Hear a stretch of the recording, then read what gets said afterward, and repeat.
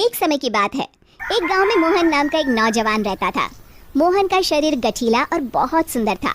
मोहन रोज सुबह शहर में काम करने जाता और फिर शाम को अपने गांव लौट आता। गांव और शहर के बीच में एक जंगल पड़ता था। उस जंगल में एक चुड़ैल रहती थी। वो रोज मोहन को जंगल से आते जाते देखती थी।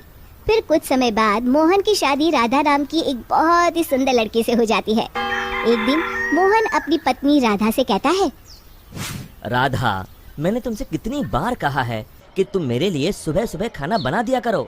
मैं रोज काम पर देरी से पहुंचता हूँ। मैं क्या करूँ जी, सारा दिन घर के काम करके मैं तो थक जाती हूँ, इसलिए मुझसे सुबह जल्दी नहीं उठा जाता। सुनो जी, मैं तो कहती हूँ क्यों ना हम अपने घर में एक नौकर रख लें। अरे भाग्यवान, अभी हमारी इतनी आमदनी नहीं है कि हम कोई नौकर रख सके। कल से मैं सुबह खाना खुद बना लिया करूँगा। खुश? इतना कहकर मोहन घर से चला जाता है। फिर अगले दिन से मोहन रोज सुबह जल्दी उठकर अपने लिए खाना बनाने लगता है। जब खाना बना ही रहा हूँ तो घर के सभी लोगों के लिए बना लेता हूँ। फिर मोहन रोज सुबह सबके लिए खाना बनाता और शहर में काम करने चला जाता। दूसरी तरफ राधा घर में सारा दिन आराम करती और घर के बाकी काम अपनी सास से करवाती। हे भगवान, ये बुढ़ापे में तू मुझसे किस जन्म का बदला ले रहा है, जो ऐसी बहू को मेरे पल्ले बांध दिया है। फिर कुछ दिनों बाद राधा मोहन से नई साड़ी और गहनों की जिद करती है।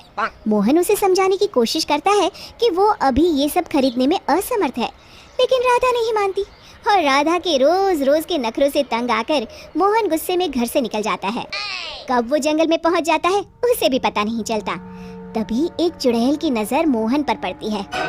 अरे, मैं तो घर से बहुत दूर आ गया हूँ। ओहो, रात भी बहुत हो गई। घर में सब परेशान हो रहे होंगे। फिर मोहन वापस अपने घर की ओर चल पड़ता है।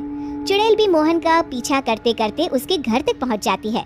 फिर मोहन अपने घर पहुंचकर दरवाजा खटखटाता है। तभी उसकी राधा दरवाजा खोलती है। उसके चेहरे की मुस्कान देख मोहन को थोड़ी हैरानी होती है। फिर राधा कहती है, मुझे माफ कर दीजिए जी, मुझसे गलती हो गई। मैं भूल गई थी कि औरत का असली गहना उसका पति होता है। आगे से मैं आपको कभी नाराज नहीं करूंगी। राधा को अपनी गलती का एहसास हो गया है। ये देखकर मोहन उसे माफ कर देता है। फिर अगले दिन से राधा रोज सवेरे उठकर मोहन के लिए खाना पकाती, घर के सारे काम करती, साथ ही साथ अपनी सास ससुर की खूब सेवा करती।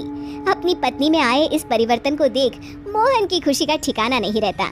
एक दिन राधा की सास राधा से कहती है, बहू, आज मैंने घर में हवन रखा है।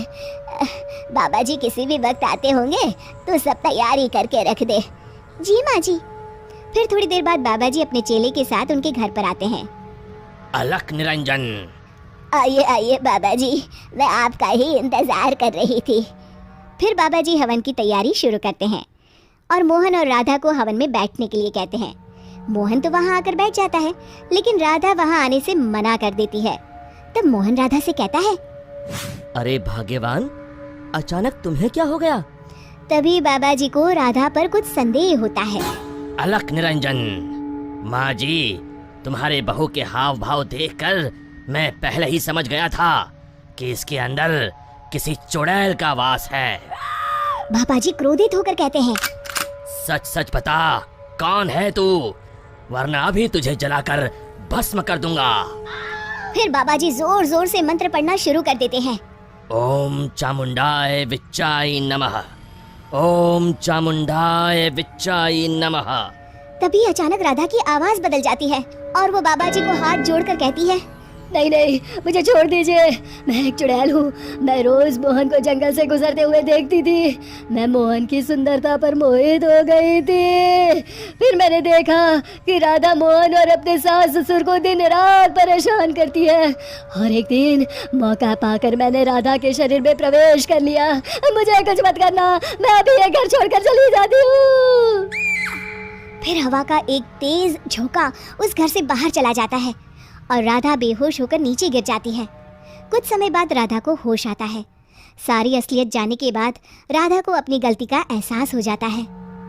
आप लोग मुझे माफ कर दीजिए, मैं आज के बाद आप लोगों को कभी शिकायत का मौका नहीं दूंगी।